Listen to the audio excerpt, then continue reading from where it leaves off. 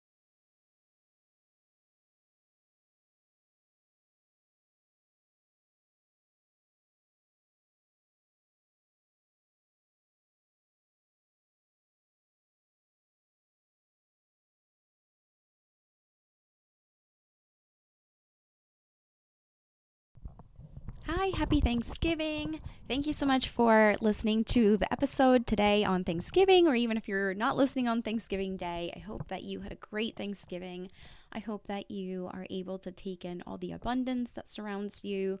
I hope that you are surrounded by love, by joy, by health, and that, you're just really relishing and thriving in your life as best as you can. So today I just wanted to do a quick intro before the actual episode plays because I actually am interviewing a client of mine who just launched her podcast.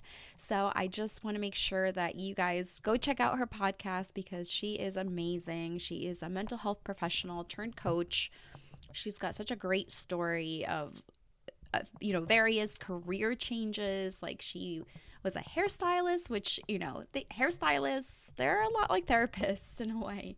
And she really embraced her relationship with God, and now she turns to God for every decision that she makes. And I think that you're going to find it really amazing.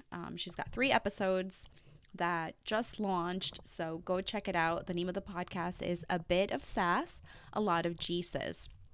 And she actually wasn't a client yet when we had the episode. It was recorded a few months ago, so that's why I'm doing this pre-intro, so that you make sure so I make sure I let you know that she has a podcast now and that you should go check it out. So now let's get to the episode. Hi, everyone. Welcome to another episode of the Fit Femmes Movement.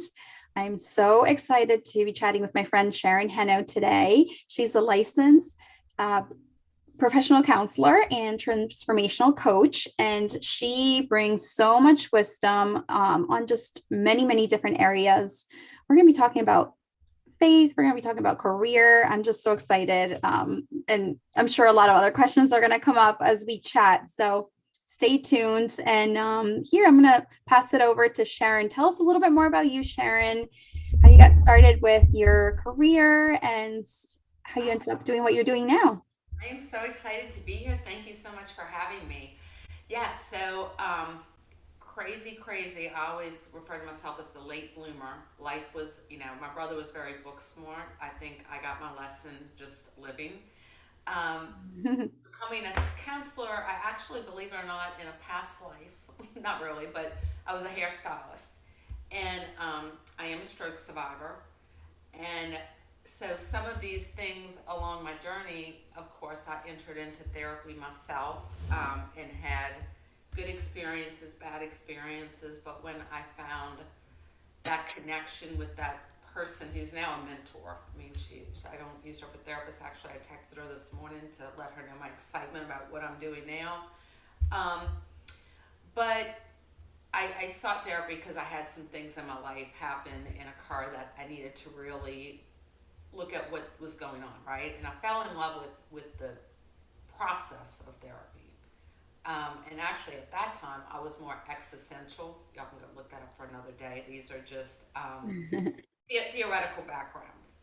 And then, as I moved forward in my professional career and got recruited to work with hospitals and National Organization for Trauma and National Crisis Response Team, that work was heavily rooted in cognitive behavior therapy, CBT, and trauma-focused cognitive behavior therapy, TFCBT. And I just fell in love with the basic steps, but the huge transformation it made in individuals' lives. So the population that I really, for the past 20 years, have worked with and really built my practice on it and worked nationally, where I would be called out to traumatic events and things that we see on the news. I worked with victims of sexual abuse, kidnappings, a lot of religious cult victims. And so then I became also rooted in a deeper level of trauma-focused CBT, which is called deprogramming and reprogramming. So now, jump forward, after 20 years of listening to some of these stories for my own self-care, I'm like, actually love the work. I mentor to therapists and teach therapists how to do that and train the trainer. But now I've moved into a platform that how can I tweak my own skill? And what am I being called to? And we'll talk about that. That's where faith comes in. And, prior to COVID, I was writing and doing writings on my work. And COVID happened. And I was like, you know what?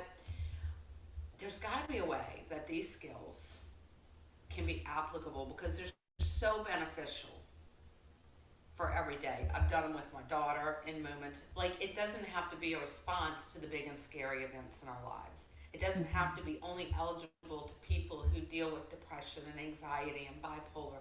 Those definitely are things that need attention. But what about for people who are constantly in weight loss programs but not hitting their goals? Businesses that are stuck, they've hired business coaches, but they can't move past a certain point. Relationships, they're picking the same guy or the same girl over and over, right? Because there is a faulty thinking. There is a limiting belief in faulty thinking. And I have learned and done my own little research on it because the skills are evidence-based. Yeah. They are evidence-based, researched interventions. To take some of the skills from there,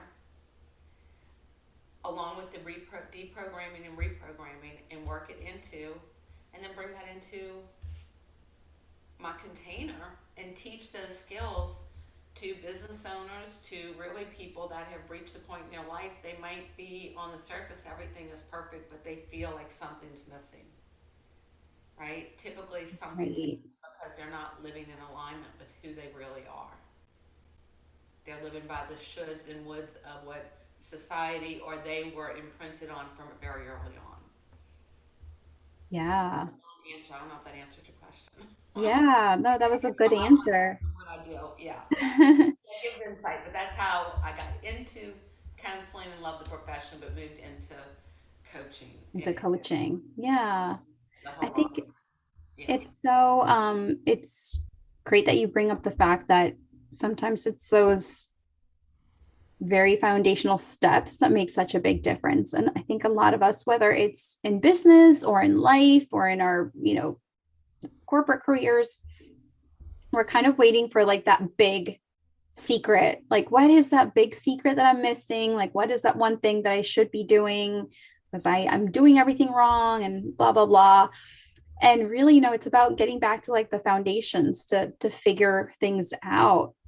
And I feel like that's where we tend to get stuck. I mean, personally, I think that's where I used to get stuck, is I would think like, all right, it's just something about me. Like, I'm missing some secret sauce to be able to, either get that promotion or figure out like what my next step is with this or with that.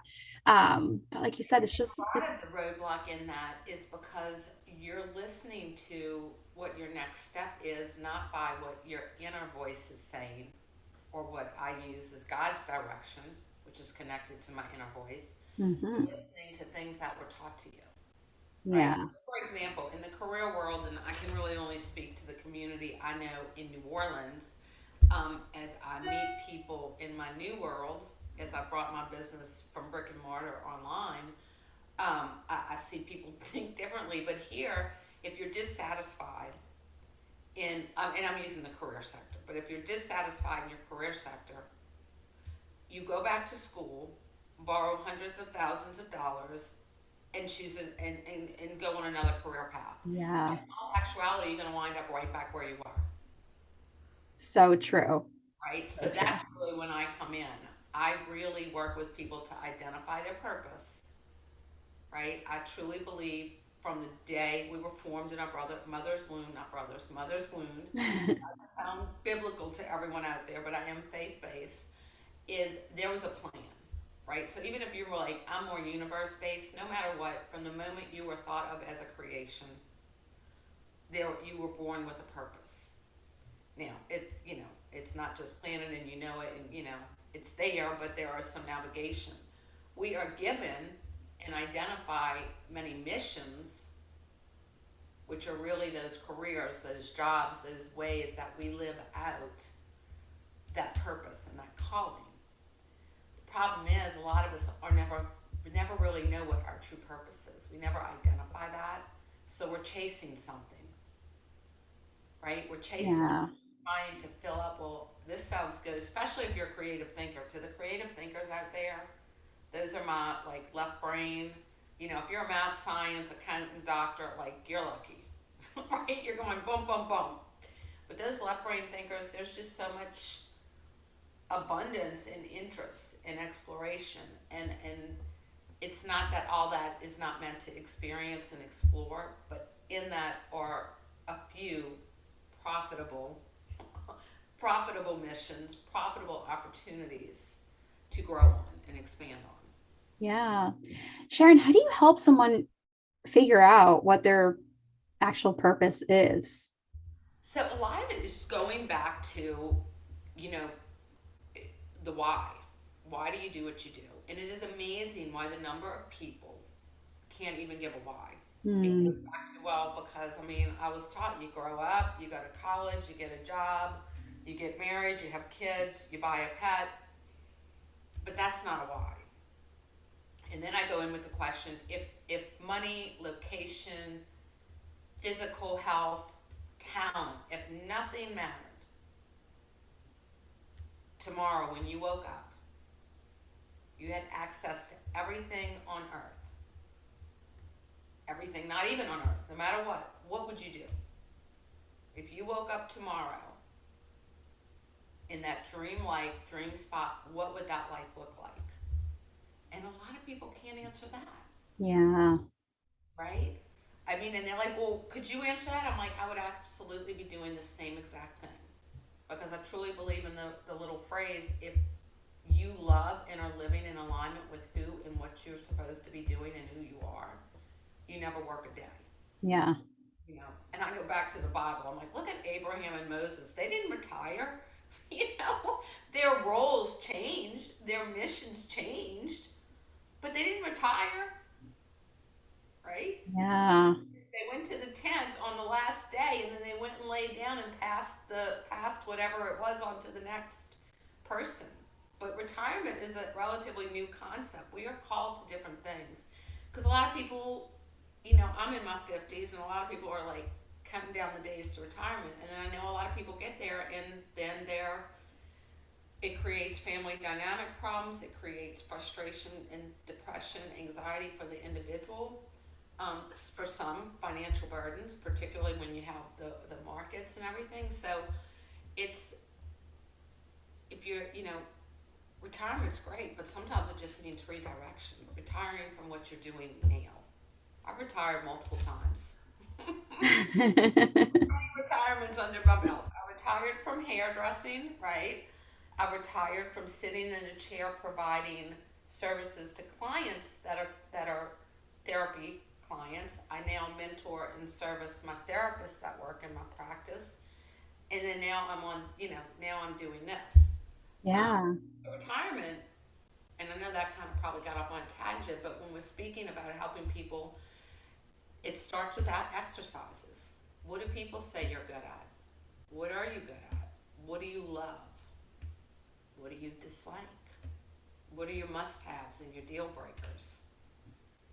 And a lot of people want to go tackle these very quickly. Right? Yeah, and I think part of we're groomed to that. Remember, a lot of those surveys come along and you're like, all right, don't think about the answer, just answer it. Yeah. I don't even know what those tests were for. I don't know, maybe personality tests, and they're like, don't think about it too much. This is not that exercise. When I work with people, it is to teach them the skill of thinking. I wish everyone in the world would block out an hour a day for thinking time. Oh my gosh, I totally agree. I love my thinking time. I love my thinking time. And it's, I have my prayer time and then it rolls into thinking time, but what you are able to accomplish, and this, I teach this, and you may teach this in your program as well, what you are able to accomplish in a day when you incorporate that thinking time, because it declutters everything else. It almost washes away. This morning I spoke to my community. I woke up in a frantic. I mean, I have you and another show booked, and to-do list. I have, I launched these programs out, and I was like, how am I going to do this? I have A, B, C, D, and I just went And literally, my CEO upstairs, who, when you guys hear me say that, that's God for me, he gave me instruction as to what I was going to do today. He gave me 5 bullet points. And I'm like, okay, I'm good.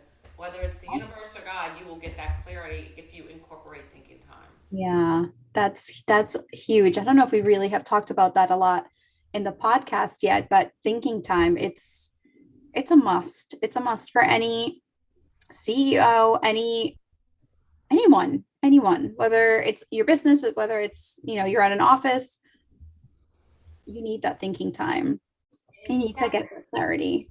Let me ask you this. I find a lot of people confuse it with me time, right? Thinking time is Yeah. self-care, go get my nails. That's me time, self-care.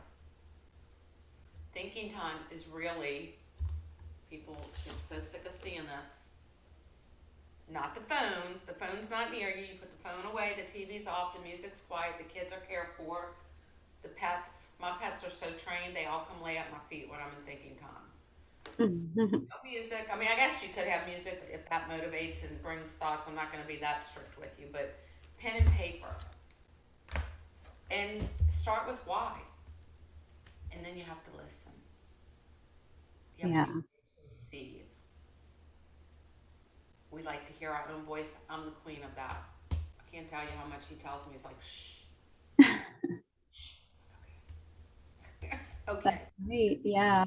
I think that's great. I want to touch on a couple of points that you brought up, but let's go with this one first. The concept of the different missions, right? The different missions. We have that one calling, you said to me, like we have one calling, but several missions.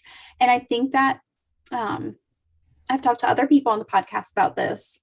But sometimes we set out with one, let's say one dream, one goal. Maybe we start a business and then we go into it and then it evolves, it changes, or we completely shift gears. And some people can think of that as like, oh my gosh, I failed, or oh my gosh, I did so many things wrong. But other people like me, I'm like, that was the path. That thing brought me to this thing. Like all those things brought me to where I am now. And like what you're saying, like what I think you're saying, Sharon, is like, there's not that one thing, and you may not always do that one thing, but you have like that, again, when you get quiet, when you incorporate your thinking time, that's when you start to figure out your purpose, your calling. Different roads might lead to that, and that thing might look differently in different phases of your life. Right? Can you talk a little more about that?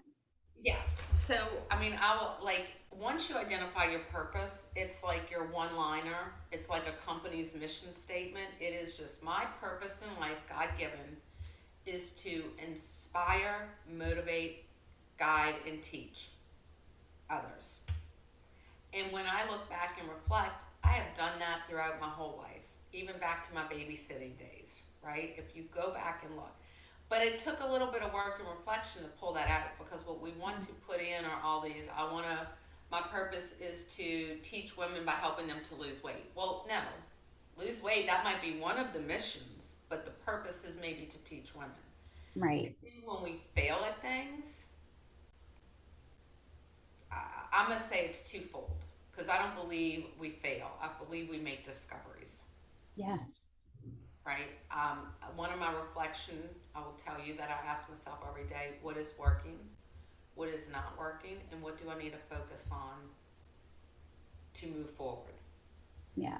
I really remove the judgment dialogue from myself, and that's what I've mastered, and that's what I teach people. So when you get the judgment internal dialogue out and you look at what the purpose, lots of times people find themselves making more discoveries than others, is because maybe their calling is to be a testimony. Their calling is to use these life experiences, because I truly believe we're not given anything we can't handle. Maybe, and not to say, oh my God, we're being sacrificed for a greater good. No, but certain things that we've stumbled on along our way have maybe allowed us to pick ourselves up, dust ourselves off, and move on and share those discoveries with others to avoid future pain. some of it is because we want to do it ourselves in our way.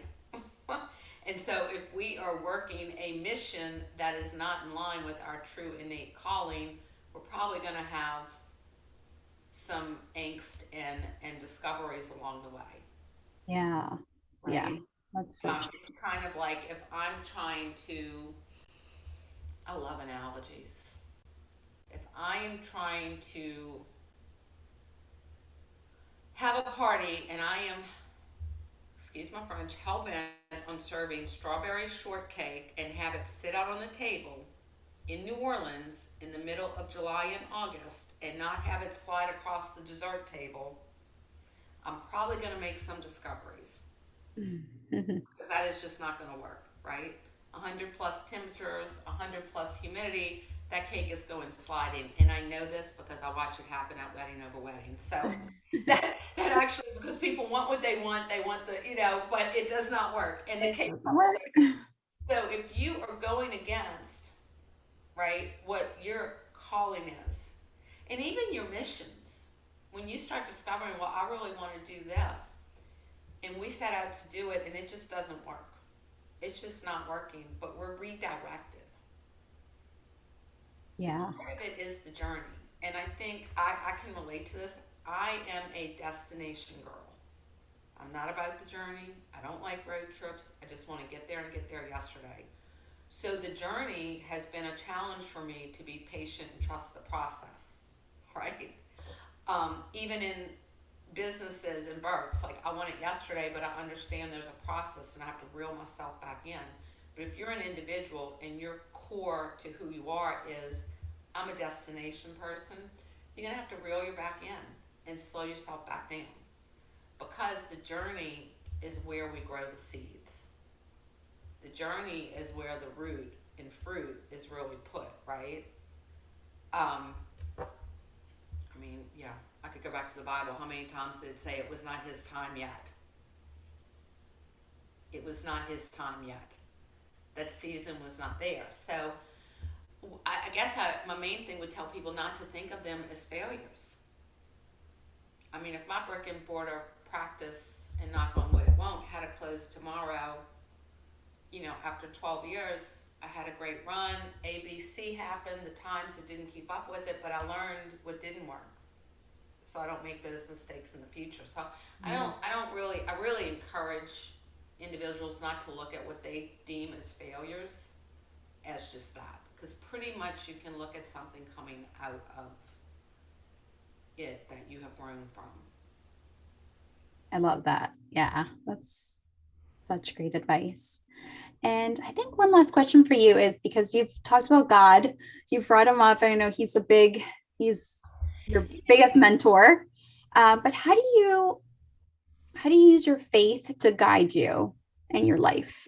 So it's so funny because I will tell you, I mean, before we got on this, we were sharing some funny little stories of how being born and raised in a very Catholic city by a very strict Roman Catholic family, and I would just to defy, I would ride my bike to the local market to read magazines during church. So, but I would skip church.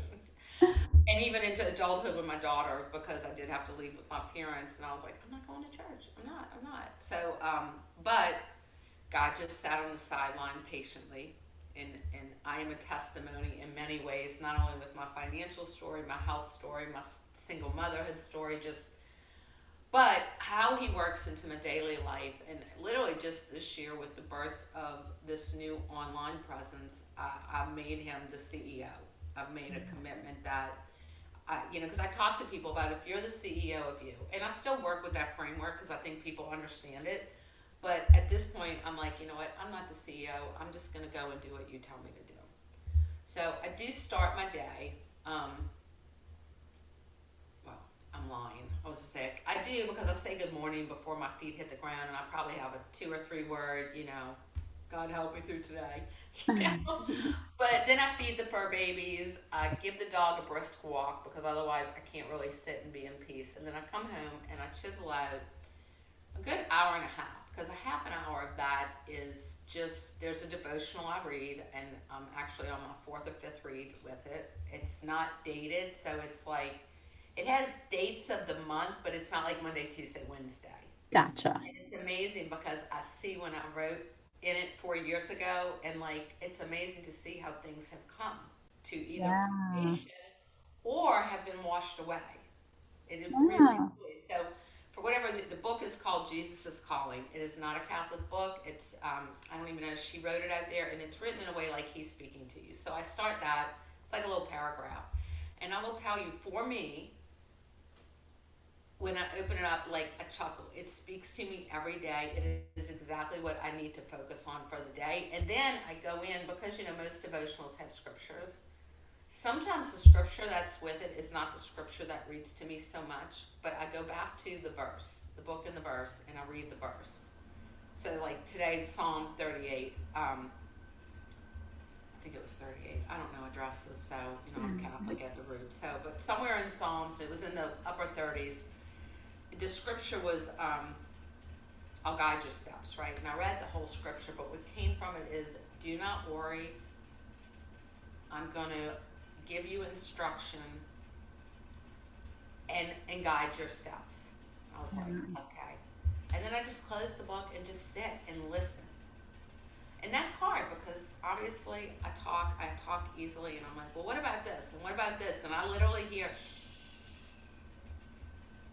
And then I just listen, and then I do go back and write down what I've heard. And usually I like to put it in parentheses if it's from him. Quotations, I'll obviously still use quotations like they taught us in school if I write a scripture down, but when I feel like I've heard something from him. So that's what works for me. I do go, I go to church on Sunday, but that's my community. I enjoy my neighborhood church. It's sweet. Yeah. But I do feel like just the daily, right? The daily time with him. And he says, go by faith, not sight.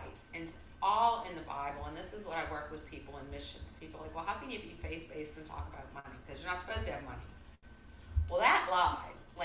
And that is a faulty thinking, right? That is faulty thinking. You might not want to work as CEO of a corporate company or own your own business. You might have a vision for a nonprofit, but that nonprofit still has to make money to feed the charity that it has created. Absolutely. I work with a lot of philanthropists on honing in and aligning with what help. I have a lot of retirees that are in positions to do this. I'm like, I don't even know why I want to do this, but I'm feeling called, and I'll help them align with what their mission and vision is. But he wants for us to prosper. I mean, these are verses from the Bible. I cannot give the address, like I said, but all throughout the Bible, it is spoken about not using our human eyes, and that is something I love teaching others, is how to turn off the human eye and lens and look beyond what their current resources are. Yeah. Right, and really that's in helping them rewrite, and that's what the clinical skills come in and help them. It's worked with trauma patients that have terrible internal stories, right? They have terrible events to get over. We all have events in our lives, some worse than others, but when people can rewrite and come to know their real true, not dictated by anything else, they are able to step into just abundant living and health, wealth, of every kind of way. And I have goosebumps. I get all fired up. I love it. Love it. Love it. I love it. So, Sharon, if people who are listening want to connect with you some more, where can they go? What's the best place to find you? So I have workshops going all the time. So you can Google my name, Sharon Heno. Ignite the Light has been a workshop. I do a Prosperity Reimagine workshop. I do have a Facebook group, Prosperity Reimagine. You can find me on Facebook under Sharon Heno. I'm on Instagram, sheno26. I think that's correct. We'll share the links just in case. LinkedIn as well. And they can reach out to you. Yeah. You're like, where's that lady? Yes, I'll connect you personally. Thank you so much for having me. I mean, I could go on for hours, but I know. Yeah, we can keep chatting forever, but we gotta we got to get back to other stuff. So, Sharon, thank you so much for being on today and for sharing all this wonderful wisdom. And to the listeners, thank you so much for tuning in for this week's episode. And we hope to see you again for the next one. Thanks. Thank you for listening to the Elevated Femmes movement. I would love to hear your thoughts on the podcast, so please leave us a review. If you know someone who could benefit from the episodes on the show, please share it with them.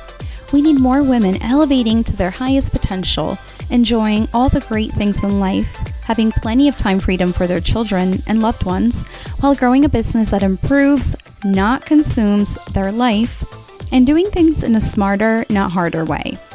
To connect with me and download my free resources, please go to www.juliamhickman.com.